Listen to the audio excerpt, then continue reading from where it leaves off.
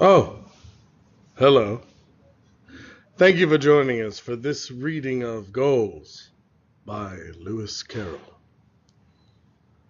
'Twas brillig, and the twithy goals did gyre and gimble in the wabe. Once I was extremely confident, but now I feel if I'd made goals, I would have brought my own giant war machine. Curious goals! Goals? Goals. I love you. So I can show some individuals that I've come through that think active just getting your Goals! Hello, my name is Michael Heltz, and I'm a trainer one. I actually train in advanced tech support line.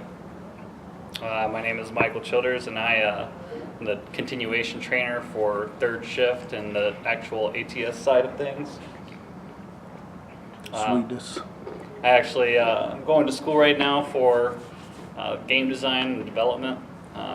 Plan on finishing that here in about 2 years. But as far as 2017 goes, looking forward to continuation of my school, continuing with the 3.0 GPA at least, and then also continuing to learn more and more every day about the Warrior Way side of things, so I can implement it on my training whenever I train individuals. So why do you say you want to learn more about Warrior Way in the coming year?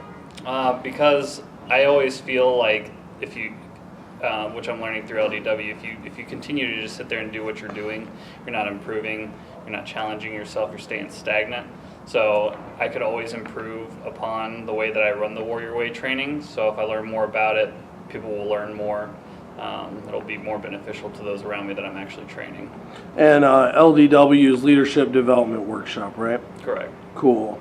Hey, Mike H., why don't you tell me a little bit about Warrior Way and your experience with it? When we say Warrior Way, what are we talking about? Warrior Way is actually something that salvaged my position here. I wasn't just getting the older, focused more on the instructor and what they were doing. I had to worry about my positioning and everything else more than I was actually if the agents were learning. I couldn't. I had to take my focus off of them mostly.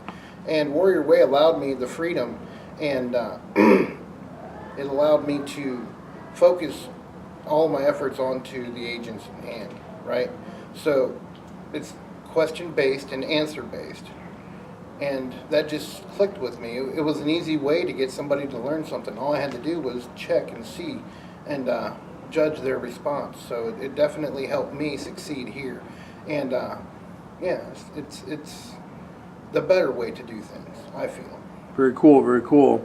So 2017, is there anything else you guys want to share with us about where you're going, what your hopes are, your aspirations? I look forward to not just continuing the role of continuation trainer, but also helping those individuals who want to step up into the role become more versed in the Warrior Way. Since I know it pretty well at this point, I can help people start their path along the Warrior Way, and then also move myself up into a higher position, such as a full-time training position in the classroom, or even A-Bay engagement coach. That way I can help mold the future agents who are coming to the production floor. So do you feel like the training position and the engagement position can both utilize that same skill set of Warrior Way? Oh, for sure. If you're not using the Warrior Way for your coaching, then you essentially aren't allowing the agent to actively learn, so they may not actually retain anything. So you can always do a coaching as a supervisor to actively engage them in it so that they take more away from it. Same as training, if you do the actively learning method of doing things, then they're going to take more away from your training. Very cool. Mike, how about you? How do you feel things have gone with A-Bay or our nesting period also using Warrior Way? Same thing you've been using in the classroom.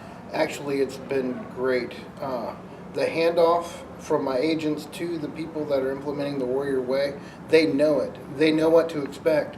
So they're actually delving into the research and everything else. They actually know how they're going to be coached before they even get to that part. So I'm basically doing the coaching in there. It's welcomed when they get to the floor. So it's an easier way for them to actually get the feedback they need because they pretty much build their own. So they actually appreciate it more, definitely. That's very cool.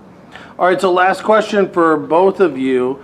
As you look back on 2016, what is something, it can be one thing, it can maybe be more things, but what is at least one thing that has shaped 2017 where you want to see yourself go? What's something significant that set your course for the new year?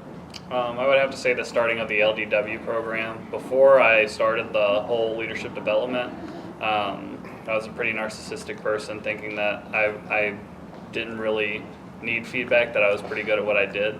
But LDW opened up my eyes to make sure that I'm actually actively reaching out for feedback, trying to make sure that I do find out where I can challenge myself and improve on that. How about you, Mike H.? The biggest thing was mixing it up with production.